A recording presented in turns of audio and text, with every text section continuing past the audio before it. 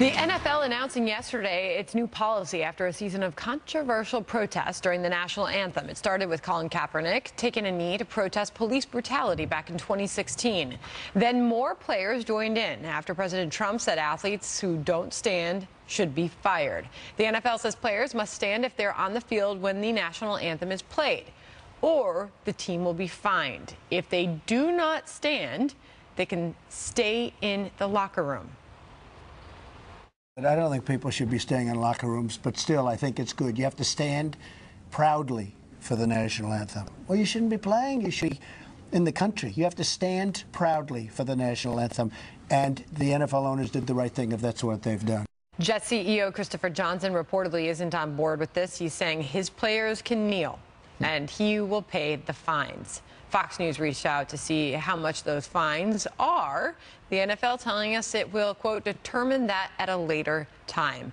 House Minority Leader Nancy Pelosi has this to say about this.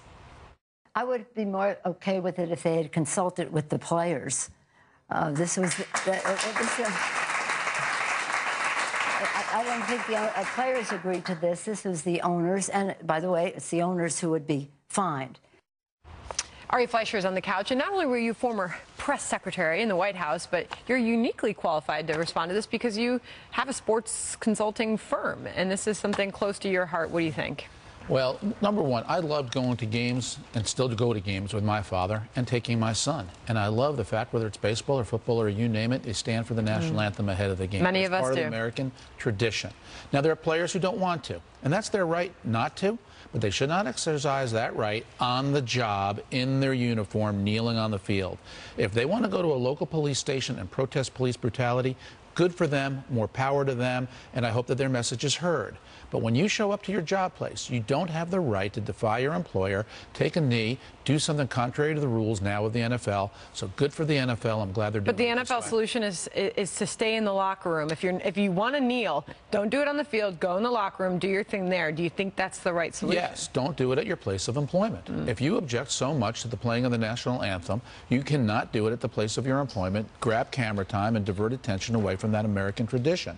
So don't come out on the field. I think that's an appropriate rule. And you had pointed out in our commercial conversation that college teams do it that way for everybody, for the entire team. College doesn't really have to deal with this issue because in almost every single college game, the entire team is in the locker room while the national anthem is played. But in the NFL, the team is on the field, and I like to see that. I like to see them cover their heart. I like to see that outward display of patriotism for the country. Let me point out one other thing here, and then I'm done.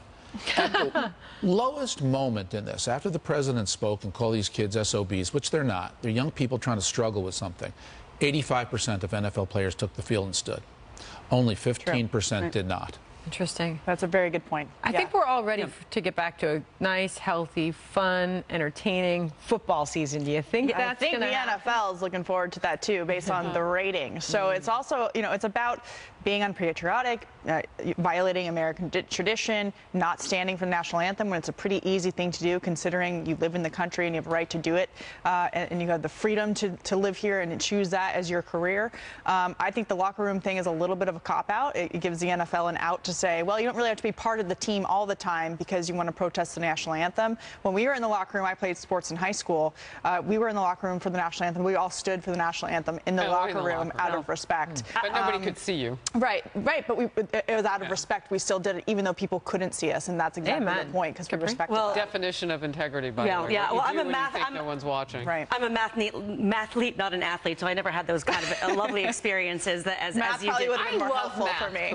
Well, maybe more like debate. That being said, I think that one of the reasons why we've faced this issue is because the NFL did not have explicit rules in place. This is an employment law issue. If there was something in place previously, there wouldn't have been so much chaos. This is a matter of tradition, certainly, and it's a matter of... So can I ask you, when a player decides to wear socks that are so offensive, yet other players want to wear a pin to recognize officers who were fallen in Texas, why is the NFL broken on getting those things right and consistent?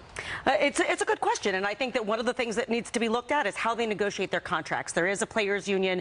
Maybe this is something where the players and the owners need to revisit. Favorite sport, Ari? Baseball and baseball season, sure. Football and football season. Hockey, go Caps. Tennis? Anybody? Yeah, hockey. I like them all. All right, former White House Press Secretary Sean Spicer is now suggesting it could be time to scrap the daily White House press briefings. What?